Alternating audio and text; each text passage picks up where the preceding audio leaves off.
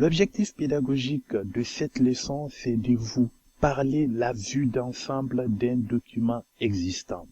Nous allons aborder dans un premier temps le menu Fichier, onglet d'accueil, barre d'état, le volet de visualisation et les onglets contextuels dans un exemple.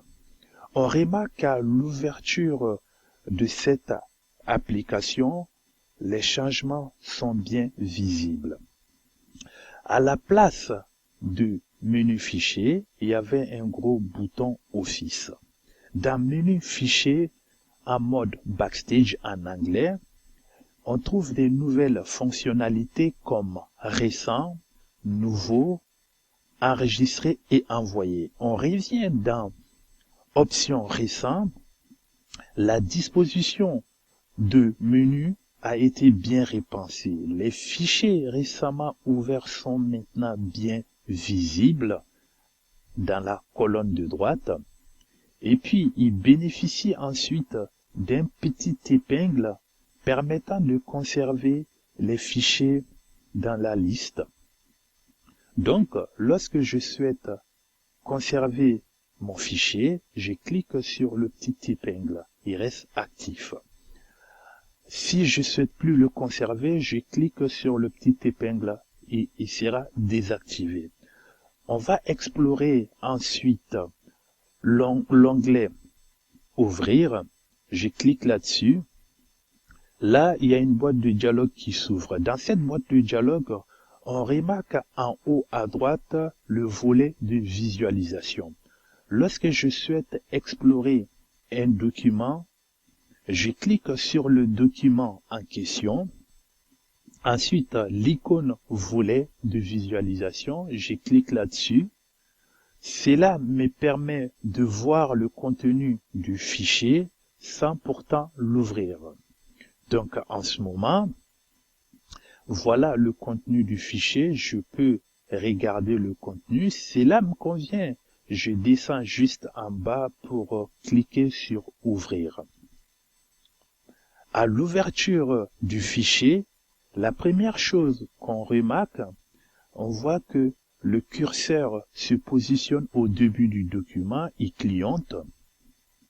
Ensuite, dans Onglet Accueil, Groupe Police, le nom du document, le titre, disons, c'est Century, c'est la police, la taille 22, elle est en gras. Dans Groupe Paragraphe, le texte est aligné à gauche. Lorsque je souhaite centrer le texte, je clique sur l'icône centrée, le texte sera centré. Dans Groupe Style, on voit que le titre du document est au format titre. Ensuite, je sélectionne ce texte qui est titre du document, toujours dans l'onglet Accueil, Groupe Police. Le nom de la police est Time New Roman, taille 12, elle est en gras et soulignée. Ensuite, dans Groupe Paragraphe, le texte elle est aligné à gauche. Groupe Style, le taille de la police est normal.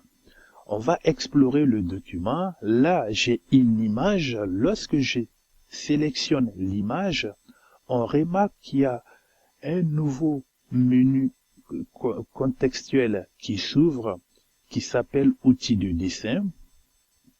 Lorsque je désélectionne l'image, elle disparaît de la barre de ruban. Donc, on va toujours explorer le document. Je descends, je navigue, je viens, je sélectionne l'objet graphique. Il y a un nouveau menu contextuel qui s'affiche, qui est différent celle du dessin, c'est Outils de graphique, qui a 3 onglets par défaut. Onglet Création, Disposition, Mise en forme. Lorsque je souhaite mettre en forme l'élément graphique, je sélectionne sur Style, dans Groupe Style graphique, je sélectionne un style, il va changer la mise en forme de mon graphique. Ensuite, dans la barre d'état, qu'est-ce qu'on remarque comme information? Page 2 sur 2, le nombre de mots qui est affiché. Lorsque je souhaite rajouter une autre information sur ma barre d'état, j'ai fait un clic droit sur la barre d'état. J'ai toute une liste de choix qui est à ma disposition. Donc, on peut prendre un exemple.